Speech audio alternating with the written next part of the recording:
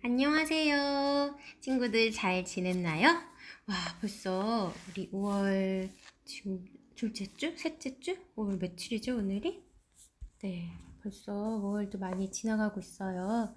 친구들 잘 지내고 있죠? 학교 개학 소식이 들렸는데 또 연기된다는 소식도 들려오고 마음이 그렇죠. 좋은가요? 아니면 서운하죠? 네. 자, 그래서 우리 친구들 더욱더 건강에 신경 쓰면서, 우리 또 공부도 또 이때를 기회 삼아 집에 있는 시간이 좀 더 많아졌는데, 또 건강도 잘 챙기고, 또 이 많은 시간 동안 우리 기회 삼아 공부도 열심히 해서 우리 내공을 쌓도록 해요. 자, 우리 지난 시간에 신라의 삼국 통일까지 배워봤죠. 자, 신라가 삼국을 고구려, 백제, 신라를 통일하고, 그쵸?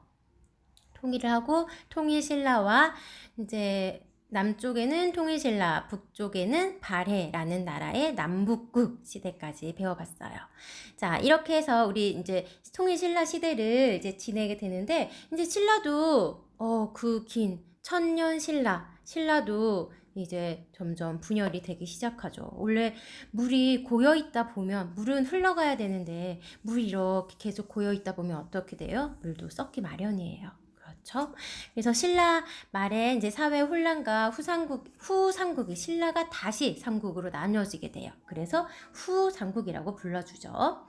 그래서 후삼국의 성립을 오늘은 배우게 될 것이랍니다. 자, 그렇다면 신라의 이제 삼국을 이제 통일했던 신라는 왜 다시 새 나라로 분열을 하게 되었을까요?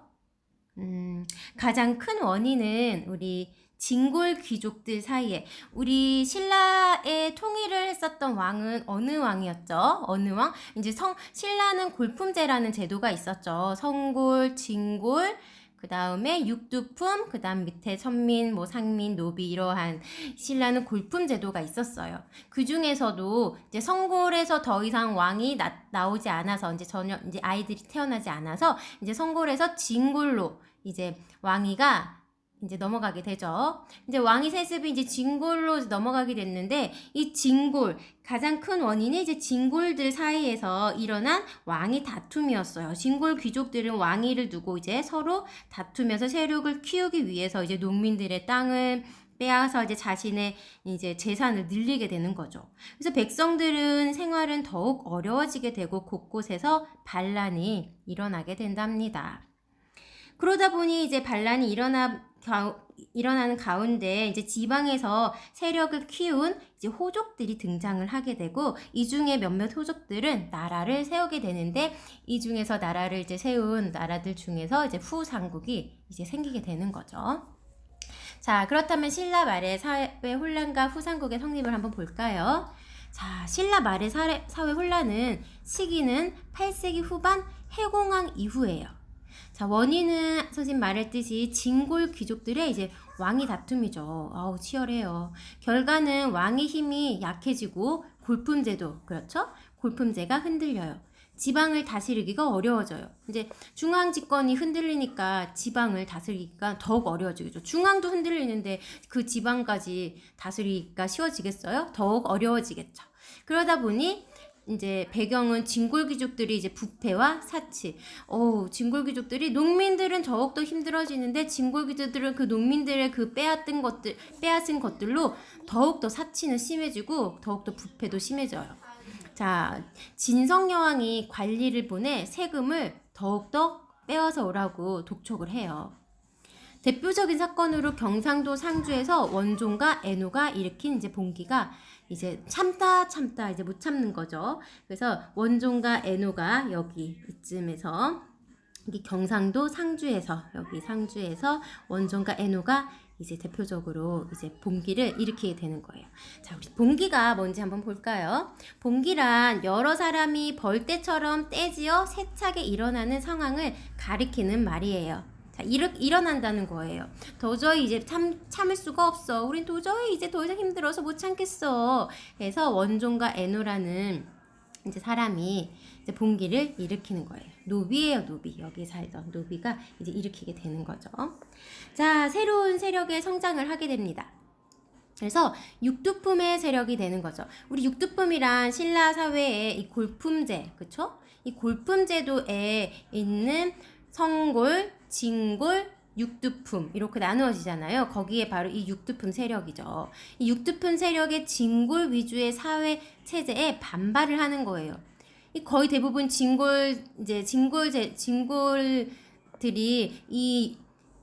이제 이 신라를 거의 다 차지하고 있었던 거잖아요. 그래서 이제 체제 반발을 하고 유교 바탕으로 새로운 사회를 세우려고 하죠. 이 신라 사회는 불교 바탕이잖아요. 그래서 유교를 바탕으로 새로운 사회를 세우려고 한다는 거죠.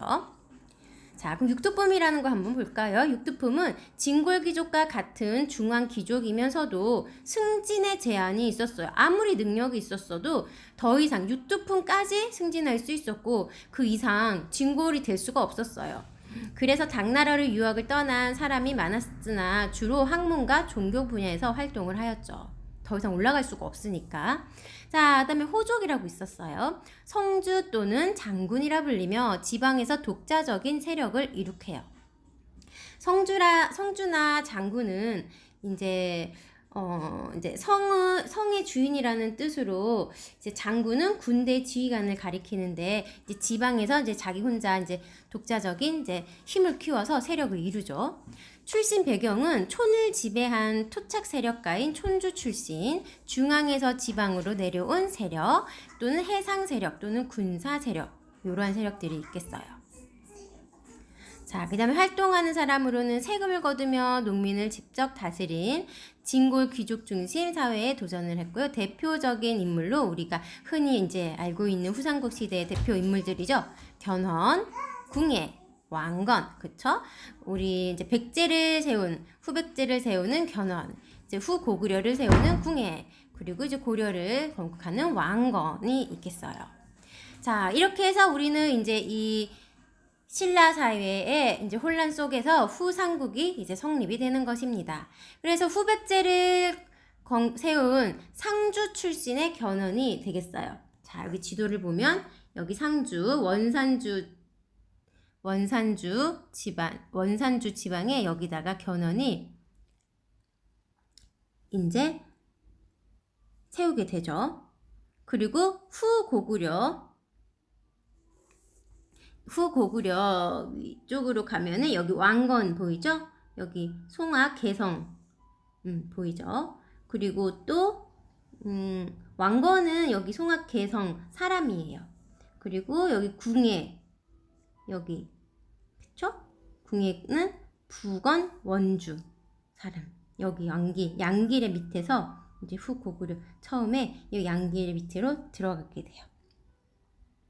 네. 그래서 이제 후고구려는 처음에 이 궁예가 세우게 되고요. 그 다음에 처음에 후백제를 먼저 견훤이 이렇게 먼저 이렇게 세우게 되는 거예요. 자, 보면 후백제는 상주 출신의 견훤이 완산주 전주에다가 세우게 되고요. 그 다음에 후고구려는 이제 신라 왕족의 출신으로 궁예가 송악에다가 여기 왕건의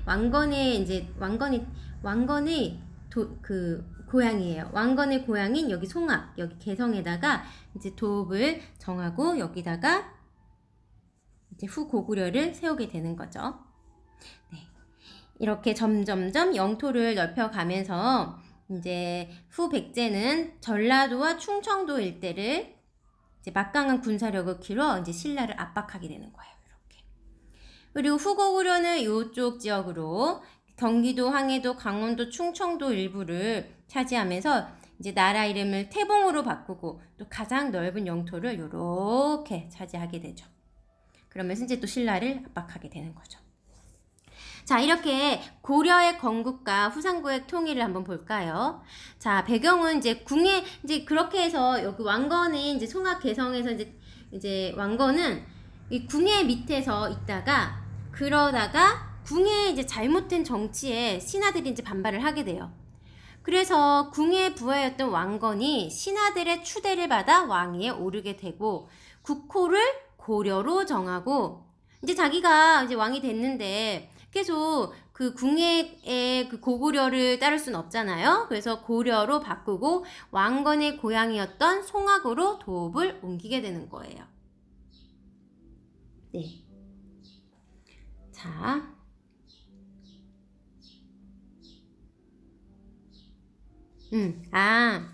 근데 선생님, 여기 선생님 고구려에서,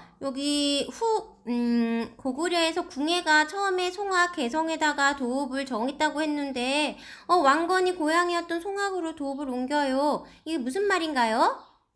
잘 보면은요, 여기 송악, 개성에 도읍을 정하고, 이제 궁예가 나중에 좀 더 나라를, 이제 좀 더 영토를 넓히고 그러면서 나라 이름을 태봉으로 바꾸고요. 그러면서 철원으로 도읍을 옮겨요. 그리고 나서 이제 왕건이 고려로 이제 바꾸고 나서 이제 궁예가 쫓겨나겠죠. 궁예가 쫓겨나고 왕건이 고려로 이제 바꾸고 그러고 나서 다시 송악으로 다시 도읍을 옮기게 되는 거죠. 네, 이제 이해가 겠죠? 네. 자, 이렇게 후삼국의 통일 과정을 보면은요. 918년에 고려가 건국이 돼요. 이렇게 해서 고려가 건국이 되는 거예요. 자, 방금 그래서 이제 후고구려가 이제 건국이 되는 거, 후백제가 견훤에 의해서 건국이 된 것과 후고구려가 궁예에 대해서 건국이 된 것까지 배웠어요. 그리고 후고구려에서 궁예가 왕건에 의해서 쫓겨나고 다시 고려가 건국이 된 걸 우리는 배웠어요. 그쵸? 그게 바로 918년이에요. 즉, 이제 궁예가 왕건에 의해서, 이제 신하들에 의해서 쫓겨나고 왕건이 추대되어 고려가 918년에 건국이 되었죠. 그리고 이제 공산전투가 시작되는 거예요. 우리 친구들 공산전투는, 이제, 백제와, 네. 신라는 아니에요. 백제와 우리 고려의 싸움이에요. 백제와 고려의 싸움 누가 이겼을까요? 승리는 네, 백제가 이겼어요. 공산전투. 네. 이 공산전투가 여기 앞에다가 8자를 한번 붙여볼까요? 팔공산. 네. 이 8자를 한번 붙여볼게요. 팔공산. 이 팔공산이 어디 있는 거냐면요. 대구에 가면 팔공산이라는 곳이 있어요. 네. 팔공산이라고 혹시 들어봤나요? 대구에 가면 유명한 팔공산이라는 곳이 있는데요. 이 팔공산에서 이루어진 전투예요. 그래서 이 팔공산에서 이루어진 전투라고 해서 이 공산 전투인데요. 여기에서는 거의 왕건이 죽을 뻔했어요. 그래서 이 팔공산에 8명의 신하가 이 왕건 대신에 왕건 대신에 왕건은 도망가고 이제 왕건 대신에 왕건인 척하면서 이 백제에 이렇게 이제 왕건은 대신에 이제 도망을 가고 왕건인 척하면서 왕건의 옷과 왕건의 갑옷을 입고 왕건 대신에 이제 왕건 도망가게 하고 왕건인 척하면서 이쪽으로 막 얘네 유인을 하겠죠. 백제군을. 예. 이렇게 해서 왕건 대신에 8명의 신하가 죽었대요. 그래서 왕건 대신에 그래서 그 8명의 신하가 팔공신이라고 해요. 팔공. 그래서 이 8명의 신하를 기린다고 해서 팔공산이라고도 이렇게 부른다고 하죠. 그래서 이 공산 전투는 백제의 커다란 승리로 끝나요. 그래서 왕건이 겨우겨우 도망쳐 와서 이제 후세를 이제 준비를 하는 거죠. 네. 그렇게 해서 이제 그 다음에 930년, 그쵸? 927년에서 930년이면 몇 년이죠? 네, 3년이죠. 딱 3년 후에 고창 전투가 일어나죠.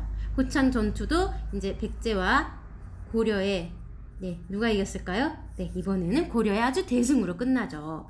이렇게 고려의 대승으로 끝나고 우리는 이제 백제가 이제 고려로 이제 들어가게 되는 거죠. 그러고 나서 신라도 935년에 이제 투항을 하죠. 고려에.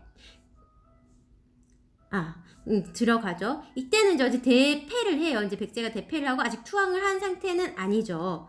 그리고 신라가 이제 이 백제와 이제 신라가 되게 고민을 하고 있었어요. 이제 이 전투가 있기 전에를 이제 시세를 보는 거죠. 신라는 어차피 힘이 이제 없을 대로 없어진 나라였기 때문에 백제에 붙어야 할지, 네. 그리고 이제 여기 고려에 붙여야 할지 이제 고민을 하고 있었는데서 이제 보니까 이제 백제는 안 되겠다. 고려가 이제 점점점 무세하고 있다라는 걸 이제 알고, 그리고 또 고려의 왕건이 또 인품이 그리 좋더라. 막 이러한 것들을 생각하면서 신라는 고려에 들어가게 됩니다. 투항을 해요. 자, 그게 바로 935년 고려에 투항을 하죠. 그렇게 된 후로 이제 후 백제도 936년 그 1년 후에 투항을 하면서 이제 백제도 멸망을 하게 되는 것입니다. 이제 이걸 좀 기억해 주면 좋겠어요. 고려가 918년에 건국이 되고 어떤 전투? 공산 전투, 팔공산을 생각해 주면 좋겠어요. 8면의 신하, 팔공산. 그래서 보통은 팔공산 전투라고는 안 하고 공산 전투라고 해요. 근데 앞에 팔자를 기억해 주면 기억하기가 쉽겠죠. 그래서 공산 전투와 고창 전투가 많이 헷갈려 하거든요, 친구들이. 그러니까는 팔공산 해서 이제 기억을 해 주시고, 이게 먼저예요. 이게 먼저고, 팔공산에서 그 팔공산에서 8명의 신하가, 팔공산 8명의 신하가 왕건 대신에 죽었구나. 그래서 팔공산 8명의 신하를 기리는 산이다, 팔공산. 그치? 그런데 이게 먼저다. 이 연도를 잘 모르겠으면 이러한 의미를 생각해주면 좋아요. 그래서 팔공산 8명의 신하가 왕건 대신에 죽었구나. 그 전투를 생각해주면 좋아요. 그래서 이게 먼저다. 뭐보다? 고창 전투보다 먼저 있었던 전투다라는 이러한 순서를 기억해주면 좋아요. 그래서 고려가 건국되고 팔공산, 공산 전투가 그 다음이 고창 전투. 그쵸? 고창 전투에서는 백제와 고려 중 누가? 고려가 대승을 하게 되죠. 그 다음이 신라가 신라가 이제 투항을 하게 되고, 그때까지 시세를 잘 지켜봤다 그랬죠? 백제가 이길까, 고려가 이길까, 갈팡질팡 고민하다가, 고려가 승리를 하네. 대세는 고려가 있겠구나 해서 고려에 투항을 하고, 그 다음에 후백제도 멸망을 하게 되는 거죠. 이렇게 해서 고려가 이제 통일을 하게 되는 거예요. 이렇게 통일 과정에서도 선생님이 늘 항상 강조했듯이 연도는 그렇게 중요하지 않지만 이 통일 과정에 이러한 과정 순서들은 우리가 알아두어야 해요. 그렇죠? 자, 그래서 우리 이제 태조 통일을 했으니까 태조 왕건의 통일 정책을 볼게요. 그런데 항상 이제 통일을 하고 나면 그 전에 통일 신라가 이제 왜 흔들렸고 그러한 것들을 알았기 때문에 그 전 시대와는 다른 정책을 펴야 해요. 그렇죠? 그렇기 때문에 왕건은 어떤 통일 정책으로 고려를 이끌어 나갔는지 일단 볼게요. 첫 번째, 세금을 생산량의 10분의 1만 내도록 줄여주었어요. 그쵸? 이제 그래서 국민들의 이제 위해서, 이제 백성들을 위해서 그 통일신라의 마지막이 어땠어요? 이제 진성 여왕이 관리들을 보내서 세금을 더 내라고 독촉을 하였잖아요. 이제 그거와는 반대로 이제 왕건은 어떻게 세금을 생산량의 10분의 1만 내도록 줄여준 거예요. 네, 그럼 어떻게 해요? 백성들이 너무 좋아하겠죠. 이렇게 백성들의 민심을 사로잡았던 거예요. 이런 민심 정책을 쓰게 되는 거죠.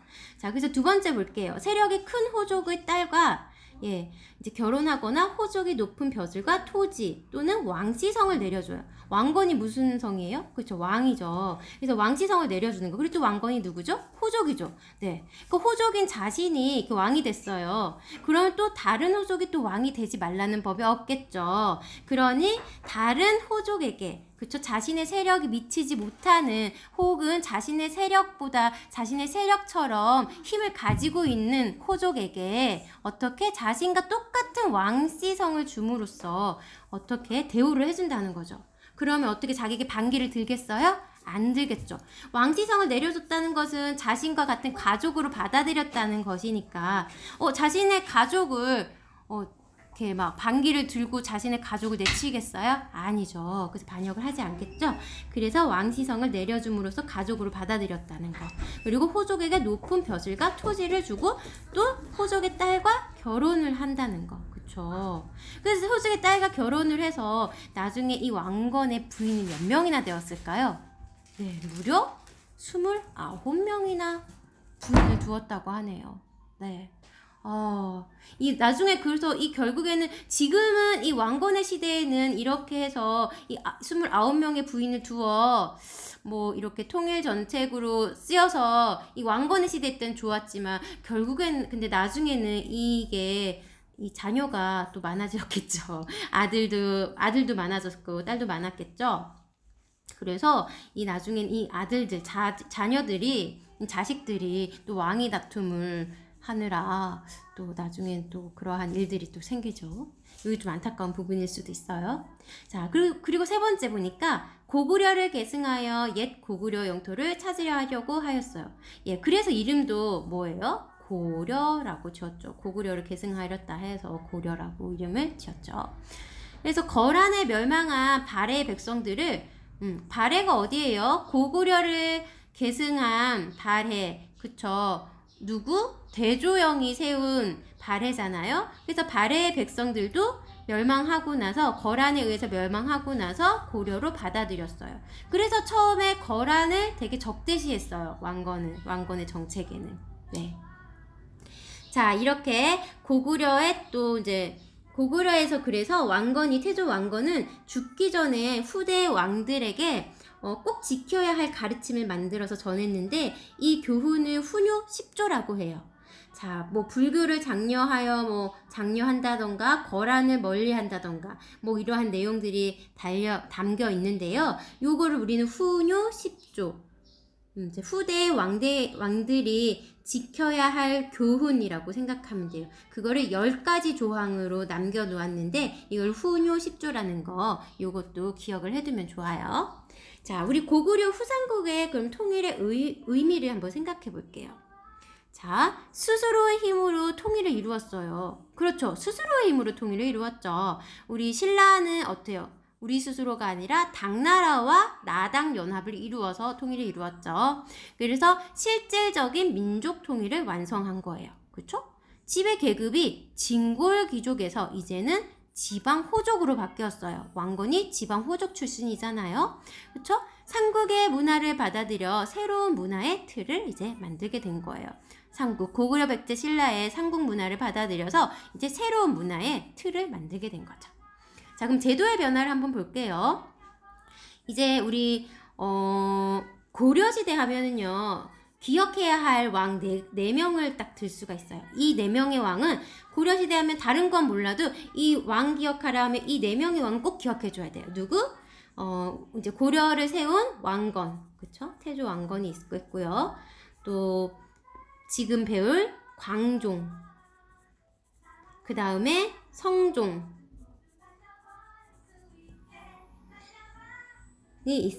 있는데 우리 초급 시험에는 이 3명의 왕만 배워도 되려나? 그리고 마지막 의자왕까지 해줄까요? 네. 아니요. 이거는 지우도록 하고요. 왕건, 광종, 성종. 네, 여기까지. 우리 이 3명의 초급에는 이 3명 왕만 지금 나오네요. 네, 이 3명의 왕을 기억해두도록 해요. 자, 그래서 이 고려시대 왕건의 방금 이제 정책을 보았으니까 이제 광종의 정책을 한번 볼게요. 자, 광종은 왕권 강화 정책을 하면 왕권 강화 하면은 바로 광종이에요. 자, 그래서 호족들이 불법으로 차지하고 있던 노비들을 양인으로 해방시키고 이제 호족 세력의 기반을 약화시키고 국가 수입을 증대시켰어요. 무엇이요? 바로 노비안건법을 실시함으로써요. 노비안건법이란 호족들이 불법으로 차지하고 있던 노비들을 이제 양인으로 해방을 시키는 거죠. 이제 노비들은요, 세금을 내지 않아요. 노비는 인간으로서의 취급을 받지 않고요. 뭐 물건 취급을 받듯이 사고 팔 수 있는 그러한 존재였거든요. 그러니까 노비기는 세금을 내지 않아요. 그래서 이제 양인으로 해방을 시켜줌으로써 호족 세력의 기반을 약화시키고요. 국가 수입을 증대시켰다는 건 뭐예요? 이제 양인으로 됨으로써 세금을 낼 수가 있죠. 이 세금을 어디에 내는 거예요? 국가에 내는 거죠. 그렇기 때문에 국가 수입을 증대시키는 거고, 이 양인으로 이제 해방을 시켜줌으로써 노비가 이 호족 세력에서 없어지니까 이 호족 세력의 기반이 약화되는 거예요. 그래서 바로 이게 노비안건법에 실시되는 거예요. 호족들이 불법으로 차지하고 있던 노비들이 이 시대에 많이 있었는데 이 시대에 이렇게 해방을 시켜줌으로써 광종이 왕권 강화가 되는 거죠. 그리고 두 번째로 이 첫 번째가 노비안건법의 실시로 왕권 강화를 할 수 있고요. 또 과거제로 실시해서, 과거제라는 것은 유교적 소양을 갖춘 인재를 뽑아 이제 시험을 보는 거죠.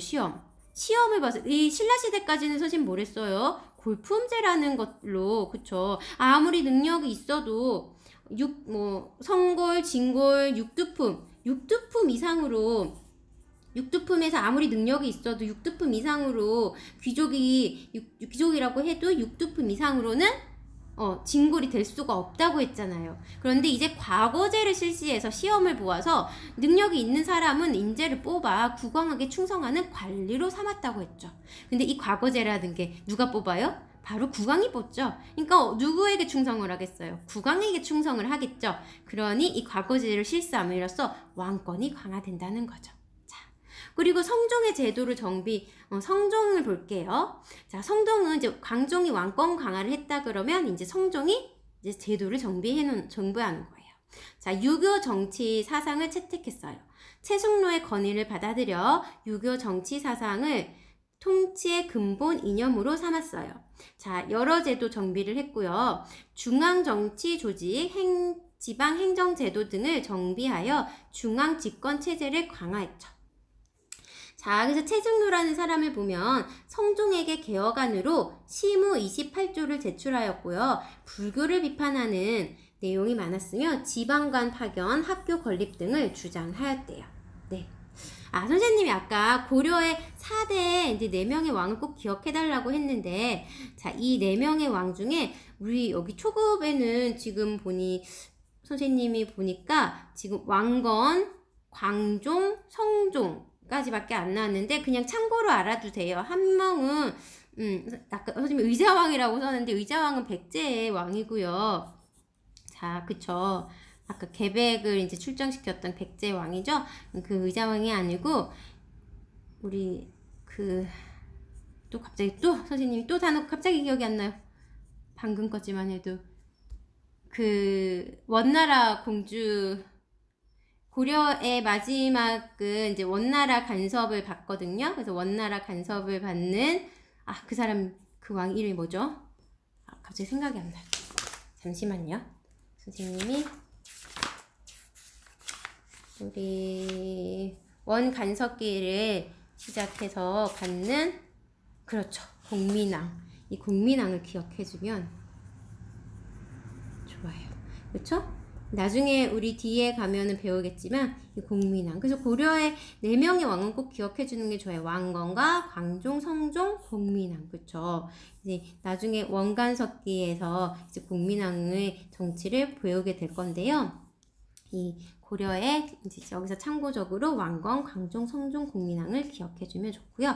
왕건은 왕건의 그 정책들, 초기 정책들, 통일 정책들, 민생 정책으로 세금의 10분의 1만 내도록 한 거, 그리고 호족의 딸과 결혼하는 결혼 정책, 그리고 왕씨성을 내려주어서 이러한 것들, 그리고 고구려를 계승하여서 옛 고구려 영토를 차지하려고 하였다는 북진 정책 같은 거, 그리고 거란의 멸망한 발해의 백성들을 받아들였던 거, 이러한 것들. 그리고 또 광종은 이 노비안건법과 과거제를 실시해서 왕권 강화를 하였다는 것. 그리고 성종은 이제 유교 정치나 여러 가지 제도 정비를 하였다는 것. 요렇게 알아두면 좋아요. 자, 그렇다면 공민왕은 뒤에 가서 배울 건데, 공민왕은 이제 원나라 간섭기. 요거는 참고로 지금 알아두시면 되고요. 자, 그렇다면 우리 한국사 빈칸으로 확인하기 문제 한번 풀어볼까요?